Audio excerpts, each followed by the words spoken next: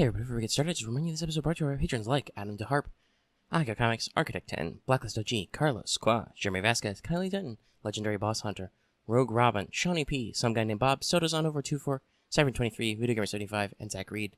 If you like what you want to see some more, consider supporting a Patreon. You can get access to episodes early and lots of other goodies. It really helps us out. Thank you for your support, everybody. Hello everyone, and welcome back to the channel. It is time, once again, to talk about Star Wars Legion by Fantasy Flight Games. So, if you'll recall, on the BX Commando Droid episode, which none of you watched. It's a joke, some of you watched it. It does have slightly low views, though. Don't know what's up with that. YouTube? Anyway, on the end of that video, I was like, and then sometime next week, maybe they'll probably do the thing. Who knows? Maybe we'll get premieres for this and that. Whatever. And I talked about how FFG is not consistent at all with doing these things. And so it is currently a Monday. It's 4:20 p.m.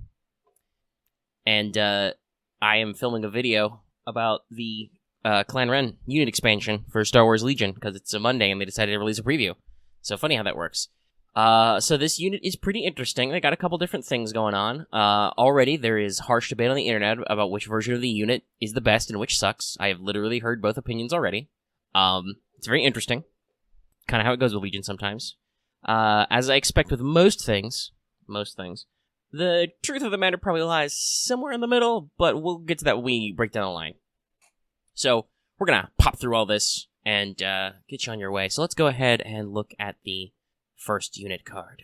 Alright, so unlike the two Special Forces unit in the past we're going to do, they're not strictly speaking strike teams, they're not quite the same. There's enough weirdness in them that we'll talk about them separately, I think. Because there are two unit cards that come with this, and you can build the unit two ways. You can build both versions out of the box, it's interesting. So we'll talk about the quote-unquote generic version first, because of the way it works out. It's actually really interesting. So, the Mandalorian Resistance is a Special Forces unit. They come with 3 minis. Pretty typical for some of these alt Special Forces guys. They cost 72 points. They have 1 wound, 2 courage. Pretty typical for Special Forces. Here's where the fun stuff comes in, especially for Rebels. I'm going to tell you right now, people are debating which unit is the best, which unit whatnot. I'm just going to say this. From what I understand of Rebels players, if they're still playing Rebels, prepare for this, guys. You're going to see them. People will play them at least for the novelty of the saves. Because they have red defense dice, they have surge hit, and surge block. Spoilers, they also have nimble and impervious, like Sabine. So, they're very tough. They're probably the toughest units the Rebels have, except maybe for Luke, because Jedi have stuff going on. But, even then, they still have a lot of this stuff, So, they're very hardy, okay? So this is what I said. Rebel players will play them, if only to get red saves with Surge, and Impervious, and Nimble. And then their only other keyword is Jump 2. Funny how that works. And they are Speed 3. Yeah, so they're Mandos with jetpacks. They have Jump 2 and Speed 3. They're fast, and they can hop over terrain. This is probably good, because to skip ahead a little bit, their weapons are a melee combat training, which is black-white, and then they have Western 35 blaster pistols for 2 black with Surge hit. And, with 3 units by default, that's... Excuse me, sorry. My microphone's a little close to my face, somehow. Again. It always happens. With Surge to hit, and that'll be 6 dice, because there's 2 per mini. Sorry. There's 3 minis, there will be 6 dice if you're attacking naked. So, some people have been comparing these guys unfavorably to some of the other Special Forces options. I've heard a little bit of Royal Guards being like, oh, they're worthless, they only have 3 wounds. And they cost, where's the guy? And they got, for the same offense, and they have, double the wounds. That's, okay, keep in mind, these guys are 3 points cheaper, unless, let me actually double check. Did Imperial Royal Guards go down in price? No, okay. I didn't think they did, but I just realized I wanted to double check, make sure I wasn't saying something false. But, yeah, okay, these guys only have 1 wound per mini. They have red defense dice with block, which Royal Guards don't have. And they have Impervious and Nimble on top of that, making them very resilient.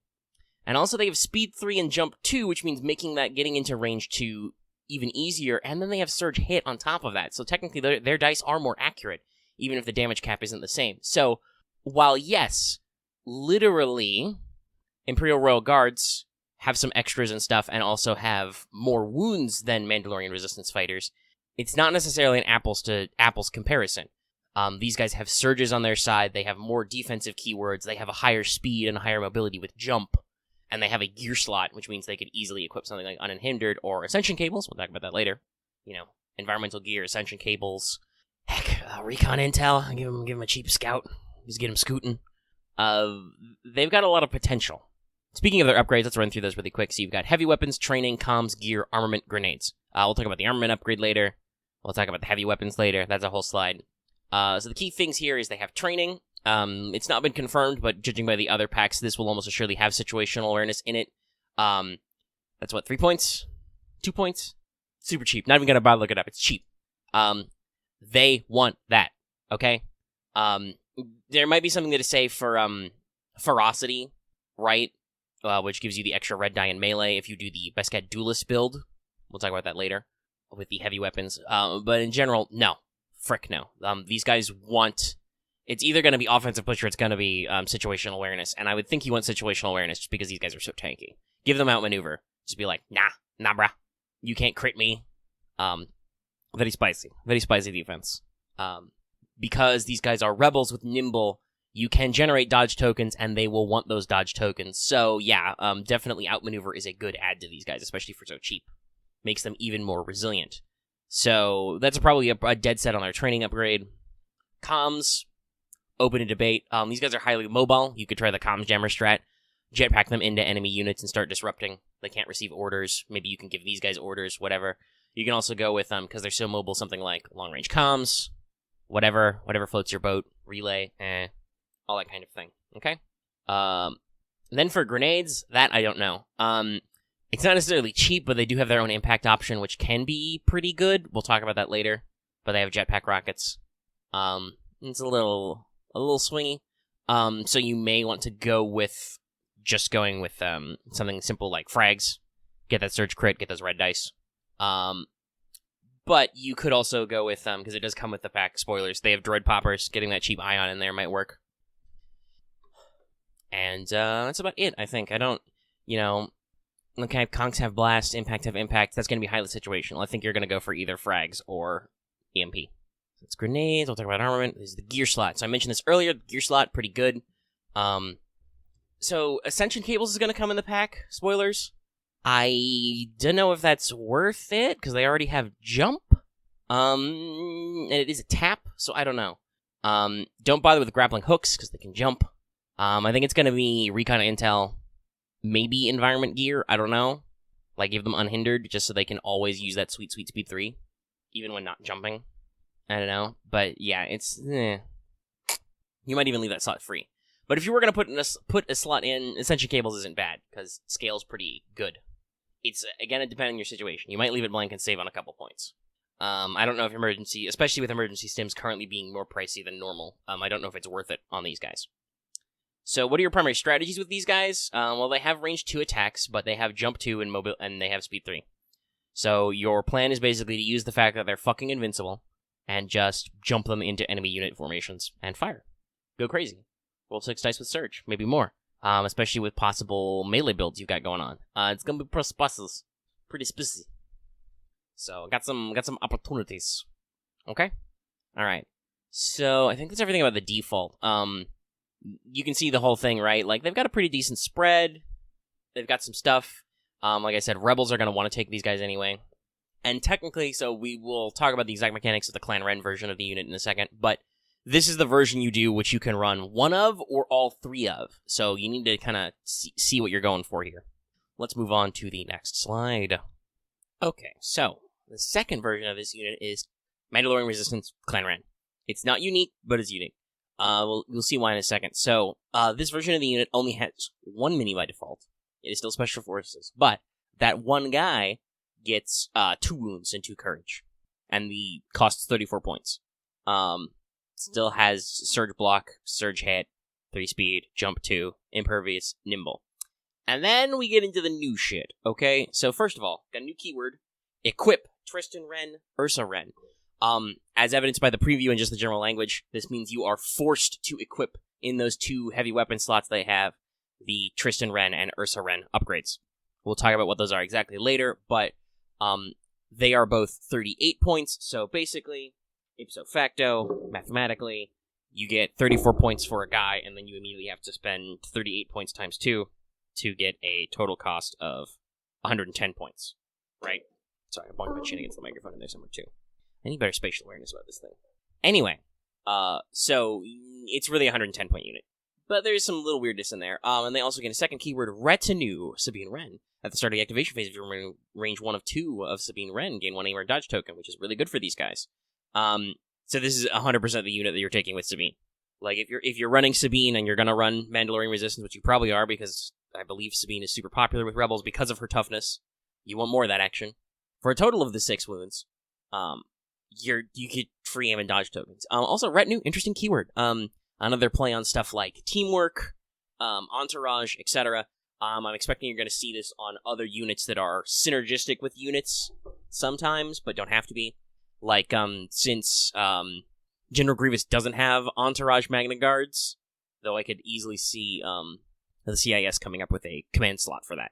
I could easily see Magna Guards having Retinue General Grievous, right? Like, they're usually seen with him, but they don't have to be. He sometimes flies solo. And sometimes they're with other guys. But when they're with him, they're cool. Or cooler.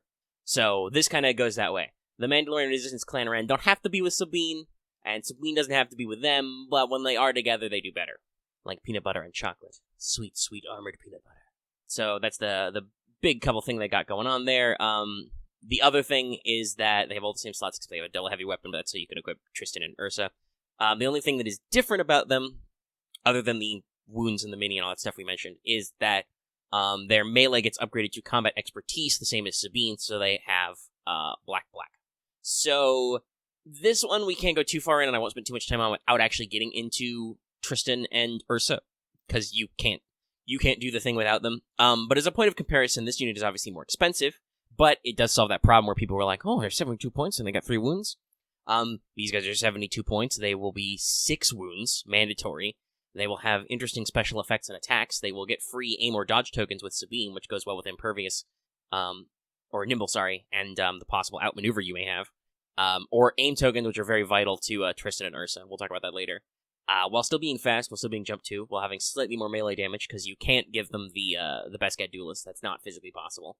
And they have double the wounds and still have all that defensiveness. So pretty brutal. This one I think will be popular in some circles, but it is more expensive. And it is limited because both Tristan and Ursa are unique. You can only have one instance of them. You can't run more than one Mandalorian Resistance Clan Wren unit. But you could run 3 generic Mandalorian Resistance units, 1 with Ursa, 1 with Tristan, and 1 with Best Guy Duelist. Or if you bought all those boxes, you could do it with 3 Best Guy Duelists. Ooh. But yeah, overall, it's an interesting style they're going for. This really isn't a strike team. This isn't a cheap activation. This is even more expensive than the other one because of the way it works. But it lets them kind of do a little cost adjust thing and kind of figure out everything and build things appropriately. It also lets you know that for the most part, you're paying only 4 points technically for the specific weapon attacks and keywords of Tristan and Ursa. The rest is on the fact that, like, a lot of people were like, gosh, why is Tristan so expensive compared to, like, 5s or something? And it's like, it's because the units he comes equipped with have red with surge and with hit and impervious nimble. He's a tough boy, as most Mandalorians are. So let's not wax too much on this overall.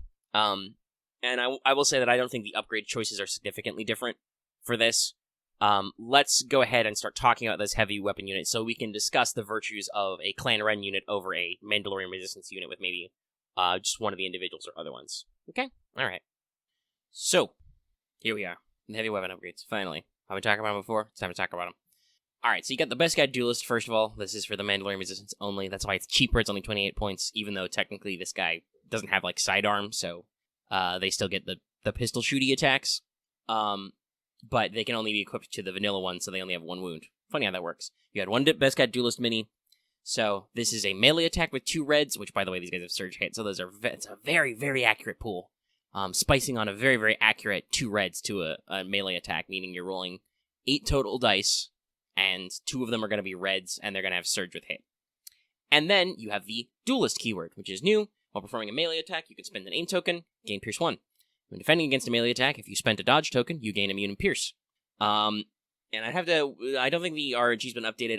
Those might be separate spendings, because Duelist is a little bit like Lethal, where you spend it separately, you don't get the other aim effect. So that's a little rough, but you do still get nimble, and now remember, we've talked about this with Sabine and stuff. Immune Pierce overwrites Impervious.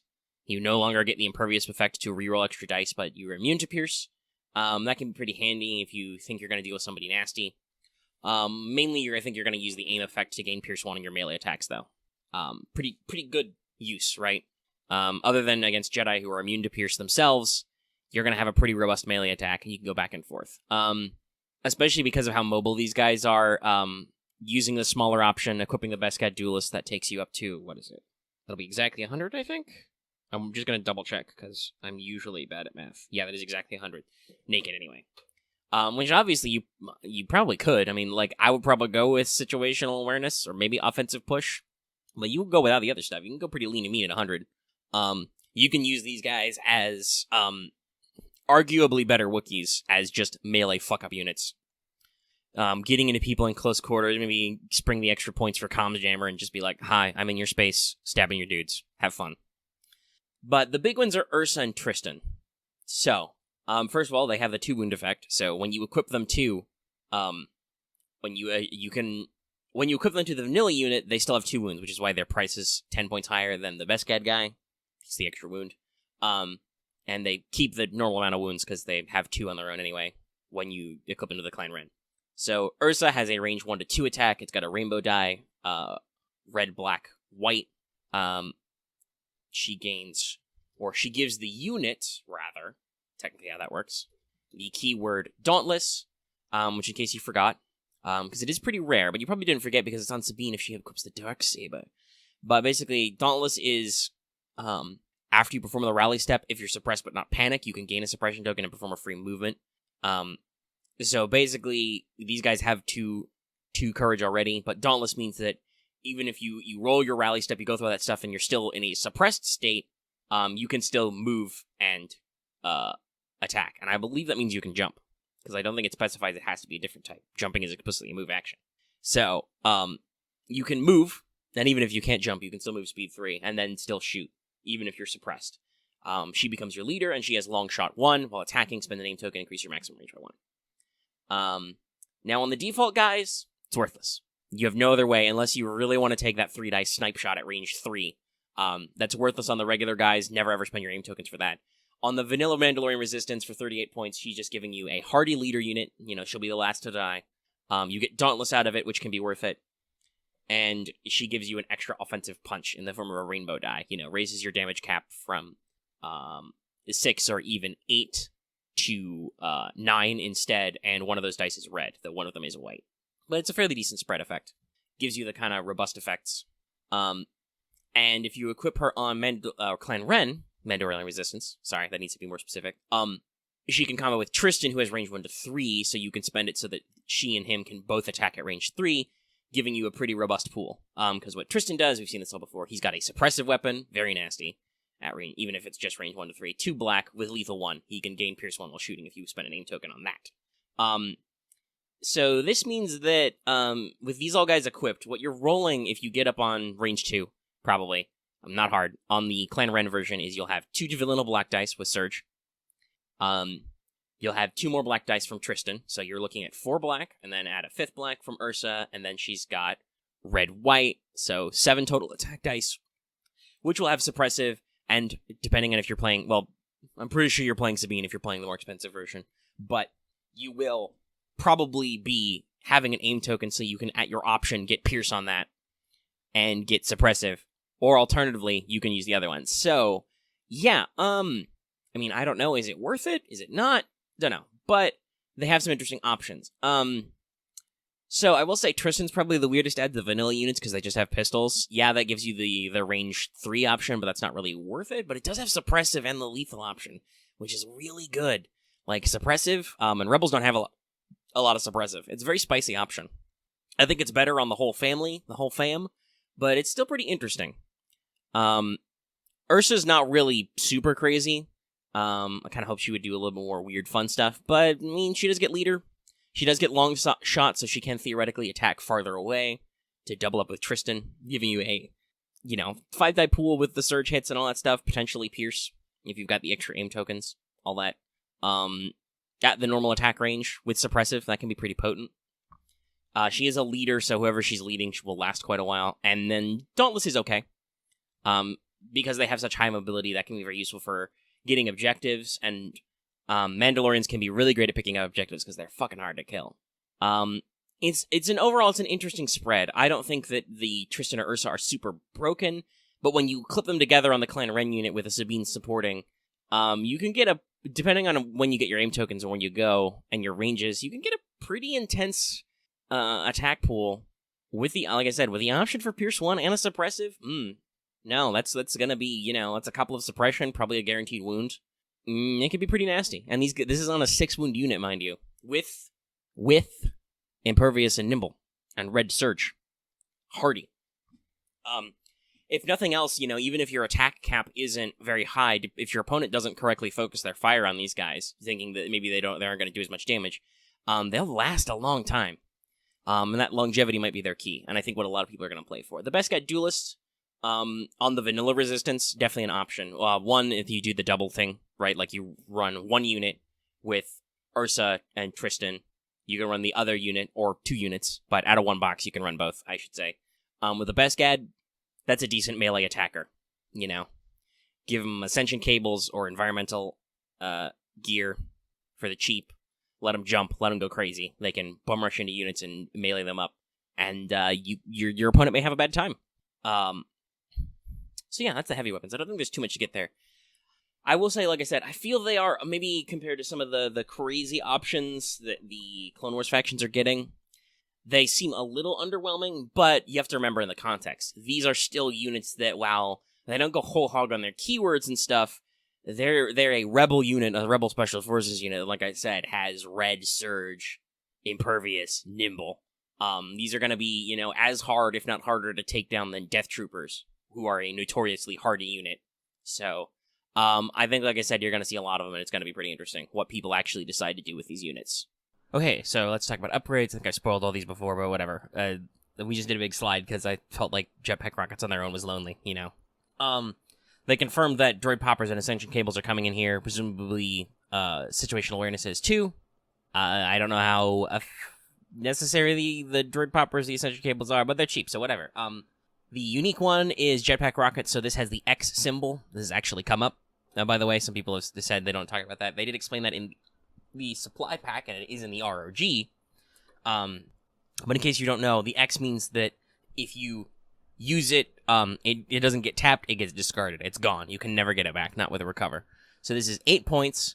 It's range 3 to 4 only, so not close, but it does give you some ranged options, and it is Blast Impact 1. So, by default, if you're running naked, you pay 8 points. That means one time during the game, one time during the 6 turns, or less if the unit dies, but anyway, you can pop a sidearm, an armament attack, to get 3 red dice at range 3 to 4 with Blast and Impact 3. It's like Impact Grenades, remember? Considering you have Surge Hit, and it's got Blast, so some people are kind of poo-pooing this. It is only 1 die each, so, like, for instance, I would say probably don't bother putting this on the Clan Wren unit. You only get 3 of them. You can only get 3. It's 8 points on a unit. It's already really expensive, and what does it give them? Impact and Blast. You can work around that. You're probably not necessarily built for that. But on the vanilla unit, this can definitely, for I say only 8 points, but for only 8 points, you can get a decent, it's a one-shot, but it's an anti-armor bomb that'll probably be 4 hits, which flip to 4 crits, right? With Blast. So no cover. At range 3 to 4. That can be a pretty spicy way to put some hurting on a tank or something that's getting in your face and armored. Or if you don't have, you're not facing any armored vehicles, it is still, while there's not the impact effect, it is still a range 3 to 4 attack that has a Blast and has surge hits on it. By the way, that's why I think this is like 8 points, remember, and only 1 use. If you could get these back, if you could get 3 attacks of this, 4 red dice that probably aren't going to mitt because surge hit each with a Blast, that's very spicy at range 4. It can potently obliterate an enemy unit in cover, depending on what they're doing, especially if they're squishy. Or you can really fuck up a vehicle. So, it's not the worst. It's just the question of whether or not you're going to need to actually use it. And especially because it's only one use. You got to have that kind of analysis paralysis of when to use it. I would say it's not necessarily, it's not a must-have. It's not automatically a staple on. It's kind of a thing to consider depending on what your local meta is and what you want these guys to do. Like, if you want them to have an extra range attack that can really pop somebody in cover or pop a vehicle, sure, if you've got the 8 points. If not, maybe skip it. It's not required. It's a fun piece of tech, but it's not necessary by any means, right? This does kind of introduce that maybe they can get a little more hot and heavy and crazy and wild with the discard units. So yeah, I think that's everything there. This is just a quick slide to remind you that jetpack rockets exist, and they could do some things. Maybe not. I don't know. Well, that's something that people are going to need to test in the field, and I think different people using Mandalorian Resistance for different things will feel better about it. Okay, well, that's everything. I'm actually kind of shocked that that went by pretty fast. But I guess that once we got the big thing of the Mandalorian Resistance out of the way, the core unit, there wasn't as much to talk about with, like, the heavy weapons and the Clan Wren version. That's going to be very situational and depend on what people are doing. Anyway, so that's the video. I'm pretty sure that means that next week, hopefully next week, not this week, please, FFG, I got other shit to do. There will be an Imperial Special Forces, yes, they're called that, release. We'll have to see how that kind of stacks up what they do. There is noted in the release that these will be available September 11th. No word on if that'll also be the Special Forces. It doesn't actually say. So, the Imperial one, I should say. So we'll have to see when they do that one. They are still doing their in-flight soon. That's going to be the 29th. So Wednesday. Shoot, can I even watch? No, I'm going to be playing D&D when that happens. Okay, I'll have to catch it later. I will be doing a video, though, on it after it comes out. Just a little check-up video with all the peeps. Let you know what's in that, if you didn't watch it yourself or want a TLDR. So keep an eye out for that. And, yeah, that's this video. Stay tuned for the Inferno Squad one when it pops. It'll be called the Inferno Squad video because the other version is awfully generic. I can't believe they went with that. But then again, maybe LFL had some thoughts on what they could title things. So, yeah, stay tuned for more Legion.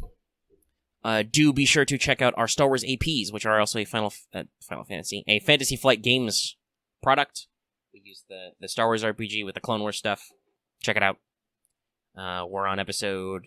Well, we've recorded 34 episodes. Depending on when all this stuff comes out, only 32 or 33 will be up. But you can go and check out the stuff. It's cool. It's great. Check it out. There's no Mandalorians in it yet, but there might be later. Who knows?